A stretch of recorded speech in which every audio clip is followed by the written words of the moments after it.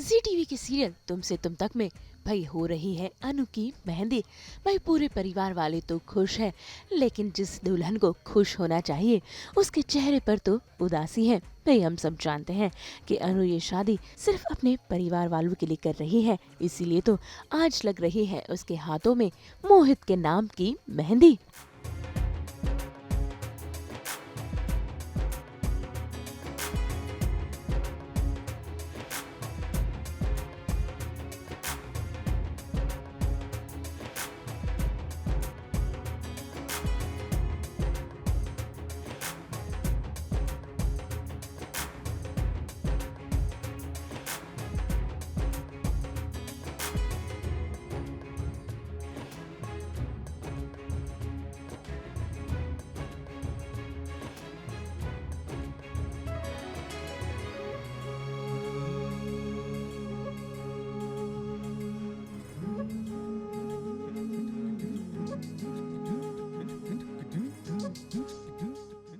तो वहीं दूसरी ओर आज पहुंच गए हैं जिंडे अनु से बात करने के लिए और इस शादी को रोकने के लिए। लेकिन अनु है कि आज उसने तो उसे भी बता दिया कि वो क्यों मजबूर है इस शादी को करने के लिए। आज तक सिर्फ दूसरों की हमें हाँ मिलाते आए हैं, बहुत भूल है। हमेशा दूसरों की खुशी में खुद की खुशी भूल लेता है। उन्होंने आज तक मुझे किसी चीज के लिए प्रेशराइज नहीं किया, मुझे कभी कुछ करने के लिए नहीं कहा। हमेशा मेरा साथ दिया, हमेशा चुपचाप रहे।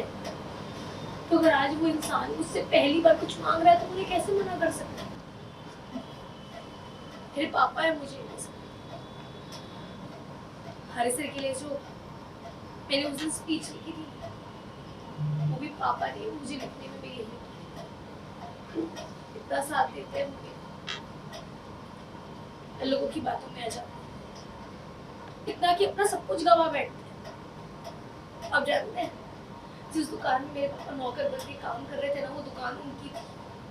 वहाँ पर काम करने वाले एक आदमी ने उनसे उस दुकान को हड़पा।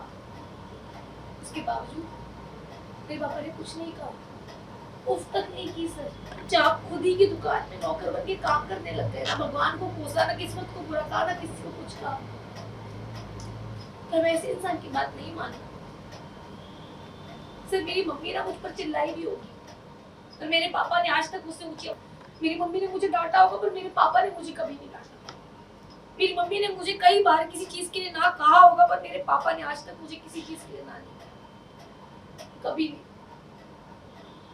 उनके पास जो था सब मुझे दे दिया, कभी किसी चीज की कमी महसूस नहीं होने दी। जब मैं पास होती थी ना, पूरे मोहल्ले में मिठाई बांटते थे मेरे पापा। मेरी खुशी में सबसे ज्यादा खुश होते थे और मेरे दुख में रोते थे। जब रात में मुझे वो अष्टमी वाला सपना आता था ना, तो रात रात भर सोते नहीं थे मेरे पापा मेरे साथ। मेरी एक चीख पर उनकी जान निकल जाती थी।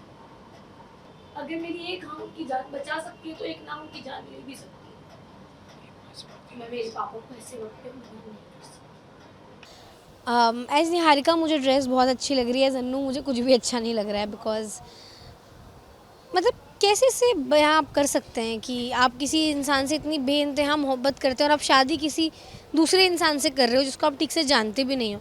तो अन्नू यही सोच रही है, उसके दिमाग में यही चल रहा है कि कर तो रही है अपने माँ बाप के प्यार और उनकी खुशी के लिए, पर क्या कभी खुद खुश रह पाएगी? और खुद की खुशी से भी ज़्यादा उसे लग रहा है कि उसने आर्य सर को कितनी तकलीफ़ दी है, जो कि अन्नू ने रियली में बहुत ज़्यादा तकलीफ़ दिया। तो झेंडे sir being a very good friend, जैसे मेरी सिमरन है, वो दोनों ही बेस्ट फ्रेंड्स अपने दोस्तों की खुशियाँ चाहते हैं। तो दोनों अपने अपने साइड से ट्राई कर रहे हैं कि चीज़ें ठीक हो जाएं। और झेंडे सर के लिए तो ऐसा है कि वो आर्य सर के लिए दुनिया इधर की उधर कर सकते हैं, बट उनको बहुत हेल्पलेस फील हो रहा है कि एक लड़की के प्यार में मेरा दोस्त ऐसा हो जा रहा है और मैं कुछ कर नहीं पा रहा हूँ।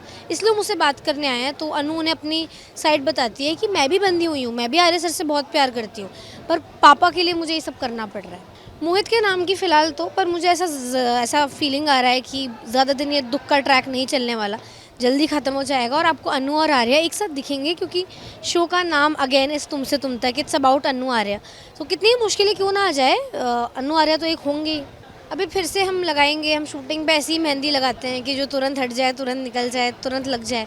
तो अभी मेरे क्लोजेस के दौरान फिर से आपको एक सुंदर सुंदर सी मेहंदी दिखेगी, जो अभी नॉट सो सुंदर लग रही है। फॉर श्योर आपने आज तक कोई ऐसा सीन देखा है किसी भी सीरियल में जहाँ पर हीरो के नाम की मेहंदी हीरोइन के हाथ में ना लगी हो? तो बस आज भी वैसा ही कुछ होने वाला है, बट इन तुमसे तुम तक स्टाइल। ऑनेस्टली नहीं लगा पाते हैं बिकॉज कंटिन्यूटी जोक हो जाएगा। रियल वाली मेहंदी तो मैं लगा ही नहीं सकती, और अभी शादी का सीज़न है, मेरी कुछ फ्रेंड्स आर गेटिंग मैरिड, तो मैं बहुत एक्साइटेड हूँ। I am looking forward for the mehndi session. अभी तो वही चल रहा है कि मेहंदी चल रही है एंड झेंडे यहाँ पे आया है अनु से ये कहने के लिए कि वो शादी ना करें, क्योंकि इस शादी की वजह से आर्यवर्धन की जो हालत हो रही है वो बहुत ख़राब हो रही है। तो झेंडे जैसा दोस्त अपने दोस्त आर्यवर्धन को उस हाल में नहीं देख सकता, और इसलिए वो यहाँ पर आया है। अन्नू की खुशी हो या घर वालों की खुशी हो, तो झेंडे का जो कैरेक्टर है वो सिर्फ आर्यवर्धन की खुशी दिखता है, उसके आगे और किसी की खुशी उसके लिए मायने नहीं रखती, और इसीलिए वो यहाँ तक आया है और इससे भी आगे जाएगा आर्यवर्धन की खुशी के लिए। झेंडे वही करना चाहता है जो पब्लिक चाहती है झेंडे करे। वो होगा नहीं होगा वो तो आपको बहुत जल्द पता चल जाएगा, बट कोशिश वही है जो आप चाह रहे हैं। प्लान पब्लिक जानती है कि प्लान क्या है, एंड एक्चुअली प्लान क्या है वो सीन अभी तक आया नहीं, even I don't know what is the exact plan, but मज़ेदार है, इट्स इंटरेस्टिंग। एंड जो लोग हैं जो अभी तक इतने टेंशन में हैं कि क्या हो रहा है या ऐसा क्यों हो रहा है, आर्या और अन्नू क्यों अलग हो रहे हैं, तो वो जो दूरियां हैं बहुत जल्द। हर हर महादेव, जय भोलेनाथ। आज तो हम मना रहे हैं महाशिवरात्रि का ये त्यौहार आप सभी के साथ, और इसी तरह मनाते हैं आपके साथ एंटरटेनमेंट का त्यौहार। तो अगर आपको ये वीडियो पसंद आया है, आप इसे लाइक करें, कमेंट देके अपनी राय ज़रूर दें। ऐसे ही एक्सक्लूसिव कंटेंट के लिए हमारे चैनल को सब्सक्राइब ज़रूर करें। अगर आप यही वीडियो फेसबुक पर देख रहे हैं तो हमारे फेसबुक पेज को भी फॉलो करें। नाम तो आप सब जानते ही हैं, सास बहू और बेटियाँ।